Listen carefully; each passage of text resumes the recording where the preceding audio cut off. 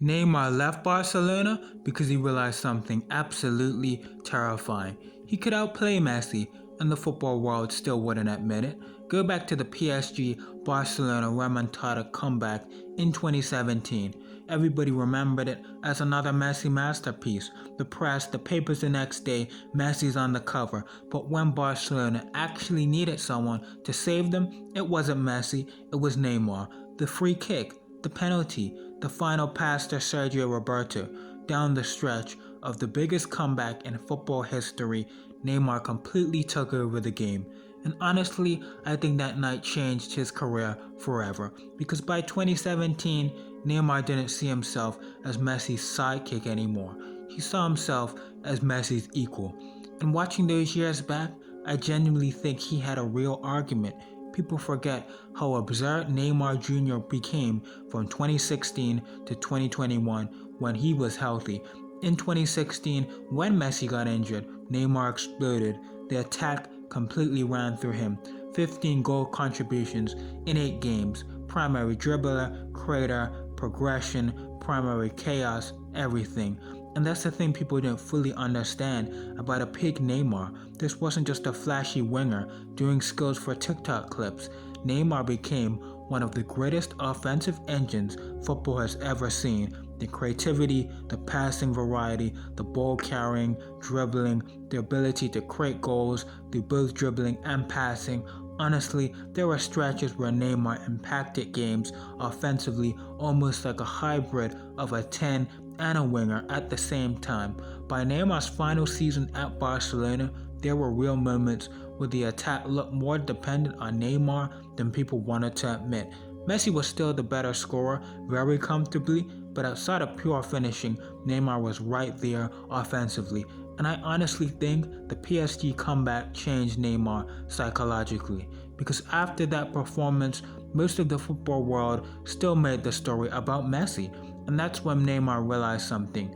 No matter how good he became, he would always live in Messi's shadow at Barcelona. So he left, not because he hated Messi, not because they couldn't play together, and honestly, I think they almost overlap too much. Two of the greatest playmakers in football history, two players who want the ball to feet, the attack flowing through them constantly. To maximize both players, they both need their own teams for the attack to run completely through these on-ball magicians. And Neymar wanted to prove he could carry his own team. That's why I think the PSG move gets misunderstood historically, because people talk about it like Neymar just completely failed. And honestly, the move was one game away from looking like pure genius. Look at 2020. Neymar completely outplayed Messi head-to-head in the Champions League. He dragged PSG to the Champions League final, one match away from Champions League glory, one match away from probably winning the Ballon d'Or if they didn't cancel it that year. And against Atlanta, that might be genuinely one of the greatest performances Neymar ever produced. A complete flow state game. Everything went through him. The carrying, the dribbling, the chance creation, the control, the pressure handling. That wasn't flashy Neymar. That was a player genuinely performing at best in the world levels. And honestly, during that 2020 lockdown run, Neymar looked every bit like Messi's equal, better. Then came 2021, another season where Neymar looked unbelievable when healthy, and honestly, the Copa America final perfectly explains Neymar's career. Argentina won, Messi lifted the trophy, so history remembers it as Messi's crowning international moment. But individually, Neymar was clearly the better player in that final. Even Argentina players basically admitted it afterwards. Martinez, De Paul, so many Argentina players praised Neymar because everyone could see what was happening. Messi was disappointing by his standards. Meanwhile, Neymar was carrying Brazil creatively almost by himself. But football is a team sport, and sometimes a player who's remembered historically isn't actually the player who performs the best individually. And honestly, that's the story of Neymar's career, because I really believe football never fully processed how good Neymar actually became. Not just a superstar, not just a flashy entertainer, but genuinely a player who at his peak rivaled Messi offensively outside of pure scoring. The problem is, injuries kept destroying the timing.